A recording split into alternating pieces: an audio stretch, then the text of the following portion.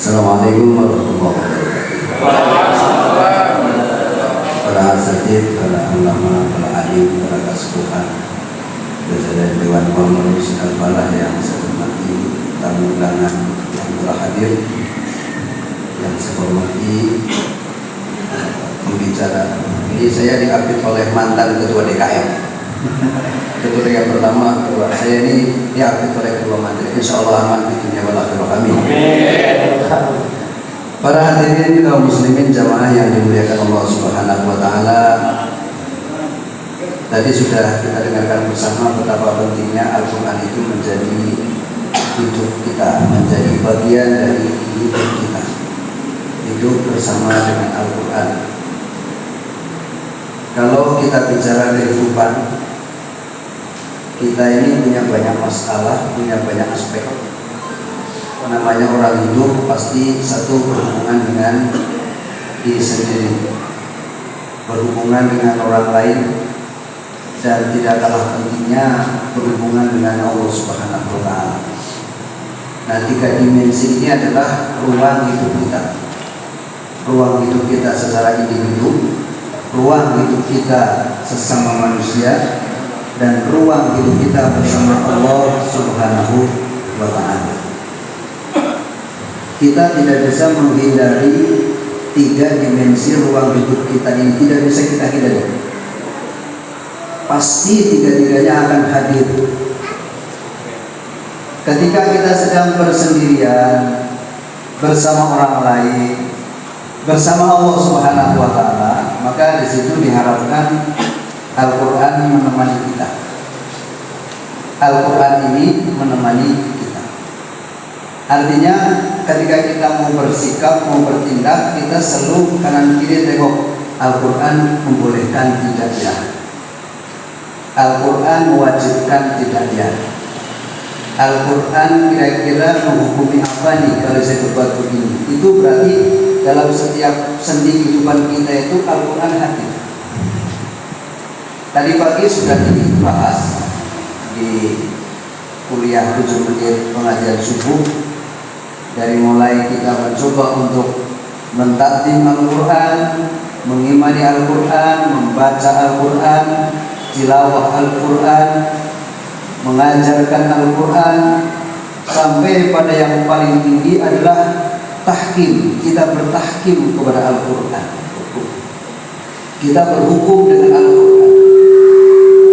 Karena kalau kita hanya menjadikan Al-Quran dalam kesendirian, itu yang bisa kita lakukan adalah berzikir, beribadah pada Allah Subhanahu wa taala, bermunajat pada Allah Subhanahu wa taala, menyempurnakan sholat kita, menyempurnakan ibadah-ibadah makhluk kita. Itu kalau Al-Quran hanya dalam aspek satu dimensi terhadap pribadi kita. Nah, kita ingin perlebar ini. Karena hidup kita itu ada pada tiga dimensi, kita ingin lebarkan bahwa Al-Quran itu betul-betul hidup di semua lini kehidupan kita. Itu baru kita disebut hidup bersama Al-Quran. Karena saya yakin para hadirin, hidupnya itu tidak melulu untuk sendiri, tidak melulu dalam satu dimensi atau dimensi ke satu, tidak. Untuk makan saja kita pasti butuh orang lain. Siapa? Butuh istri kita yang memasak nasi, yang menanak air, memasak lauk. Itu kita butuh sama mereka. Istri kita juga nggak bisa hanya mencukupi bahan-bahan untuk makan itu dari diri sendiri. Dia pasti ke warung dulu, beli yang mentahannya.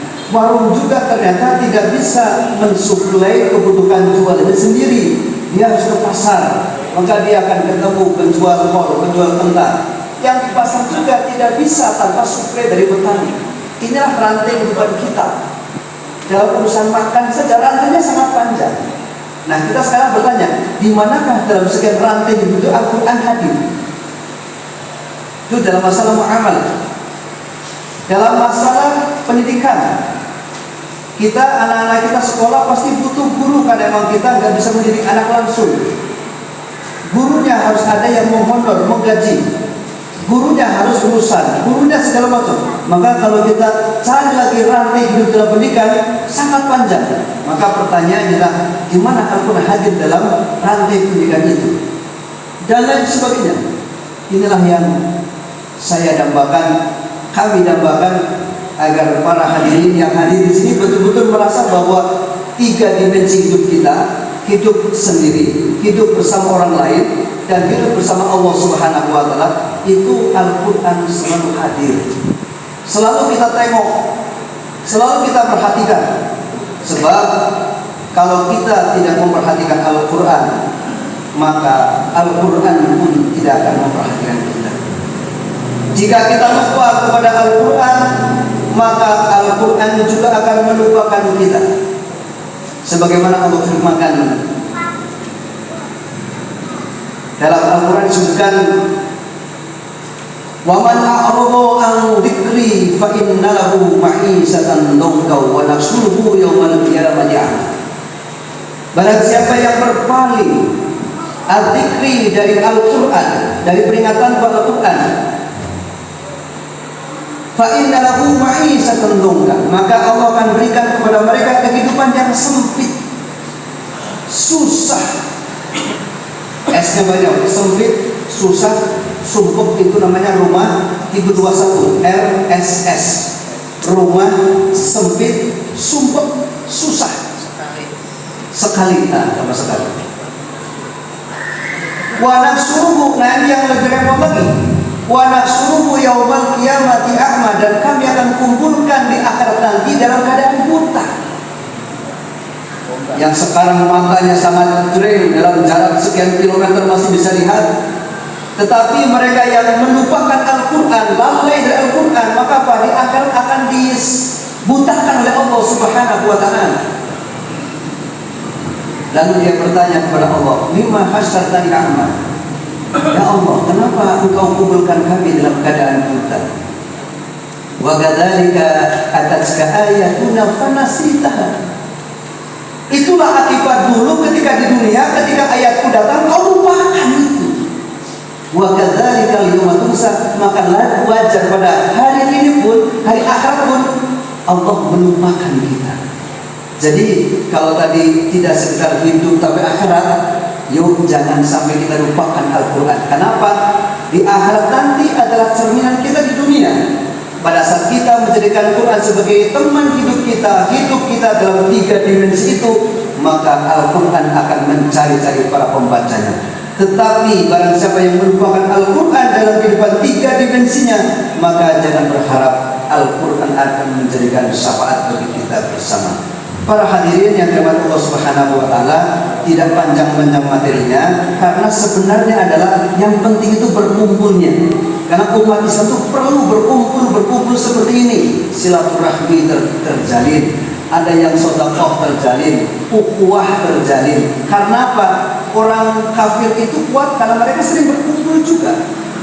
Bikin agenda, apa agendanya? Bagaimana agenda menghancurkan kaum muslim? Itu kumpulnya mereka. Nah, mestinya kita kumpul juga berpikir bagaimana menghancurkan agendanya orang kafir, tentu dengan izin Allah Subhanahu wa Ta'ala. Wassalamualaikum warahmatullahi wabarakatuh. Dan tafsir surat Toba ayat 124 itu kata waman a'rada an fa inna lahu ma'isatan dhankan, kata dhankan, kehidupan yang sempit. Tadi sudah dicontohkan, ya bisa jadi sempit itu memang tidak harus tidak punya uang. Sempit tidak harus tidak punya kawan. Sempit tidak harus tidak punya kekayaan. Tetapi tidak sedikit orang yang punya kekayaan tetapi kurang terus. Gak pernah bersyukur. Gak pernah bersyukur. Padahal apa? Kalau dia lihat yang sebelah kirinya yang lebih sedikit, mungkin dia akan tenang. Dia sudah punya, sudah banyak uang, sudah banyak harta, tapi yang dilihat orang yang lebih banyak lagi. Nah, maka apa? Dadanya sesak. Dadanya sesak. Ada orang punya kawan, kawannya banyak, tapi kawannya mengajak kemaksiatan dulu, sempit jadi.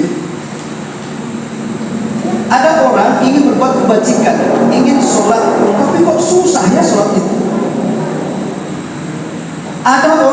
baca Al-Quran bebas, kok dibatasi? Itu bagian dari dongkan tadi. Bongkar. Bagian dari dongkan, jadi bongkan gitu ya. Itu kalau saya baca di lamanya NU, laman NU menafsirkan Toha 124 itu sampai itu begitu. Jadi apapun terasa susah. Sekarang Bapak Ibu rahimahumullah mau haji susah tidak? Susah. Nunggunya lama sekali. Untuk haji itu sudah dongkan. Udah susah. Apa jawabannya? Ya tadi karena mereka aqradu an dzikri, mereka berpaling dari Al-Qur'anul Karim. Saya tadi bisik-bisik sama Pak Haji, Al-Quran itu hanya dipakai sumpah saja para pejabat. Setelah disumpah demi Allah saya bersumpah, nggak butuh waktu berhari-hari Pak. Masuk kantornya itu hukum Quran sudah diinjak-injak di sana. Coba aja saya mau tanya Rin, Ketua Bank Indonesia kalau dia Muslim disumpah oleh Allah dengan jabatannya pakai Quran atau pakai Injil? Kalau dia Muslim pakai Quran Pak, belum melangkah ke kantornya dia sudah berpikir bagaimana meningkatkan riba di tengah-tengah masyarakat. Coba, apa ini nggak dongkan? Seorang yang disumpah dengan Al-Quran tapi susah mengamalkan, ini dongkan Pak. Makanya ini jadi pikiran kita bersama-sama. Tadi Pak Ade sudah begitu semangat, kita ini negara Muslim yang banyak baca Quran, tapi kenapa susah? Nah itu jawabannya, kenapa dongkan? Apalagi kalau sudah menyangkut masalah tahkim, susah sekali. Saya ambil contoh misalnya, Pak Haji Asep pasti sangat yakin dengan ayat wasariku wasariku faqtu, pasti sangat yakin dengan ayat itu. Ketika Allah Subhanahu wa taala menurunkan hukum potong tangan, pasti kita sepakat itu firman Allah dan pasti benar. Yakin saya. Naudzubillah min dzalik, tiba-tiba anak kita mencuri misalnya. Mencurinya tidak lagi hanya 100.000, melebihi batas seperempat dinar yang boleh dipotong, harus dipotong. Lalu Pak Haji saya mengasah bedok yang biasanya bedok dipakai untuk kurban, ini dipakai motong tangan anaknya. Ibunya teriak-teriak, Pak jangan, nanti tangkap polisi. Betul bisa tak? Kenapa? Mau motong tangan anaknya ya? Ditangkap polisi. Padahal motifnya apa? Ingin mengamalkan Al-Quran untuk memotong tangan pencuri. Kenapa susah? Ya karena tadi Al-Quran kita tidak menjadi hukum positif negeri ini. Itu jawabannya. Seandainya Al-Quran menjadi hukum positif negara ini, maka semuanya pakai Al-Quran. Pezina dirajam, pencuri potong tangannya, pembunuh dibunuh lagi, dikisos. Yang paling bingung nih Pak Haji Asep, termasuk Pak Ade sudah, ini mau nikahin tapi perempuan sudah hamil dulu, gimana nih? Karena apa? Kalau Al-Quran zina itu dirajam dulu, setelah dirajam gak mati baru dinikahkan. Nah sekarang mau dirajam lagi, kata Pak Haji, rajam dulu atau cambuk dulu. Ditangkap polisi nanti. Kenapa? Hukum rajam dan hukum cambuk tidak berlaku di negara ini. Kenapa tidak berlaku? Itu pertanyaan kita juga bersama-sama. Termasuk tadi Pak Ade sudah, kenapa kalau urusan ibadah seolah-olah kita dekat dengan Al-Quran, tapi kalau dunianya itu kita seperti jauh. Kenapa? Kita hidup di alam sekuler, dipisahkan antara kehidupan dengan agama. Itu jawabannya Pak. Jadi wajar kalau kemudian semuanya menjadi dongkan, menjadi sempit. Nah, yuk kita usahakan, kita ikhtiarkan, bertemunya kita di sini semakin menguatkan tekad kita bagaimana ke depan Al-Quran ini kita usulkan agar menjadi undang-undang negara. Barangkali terima kasih.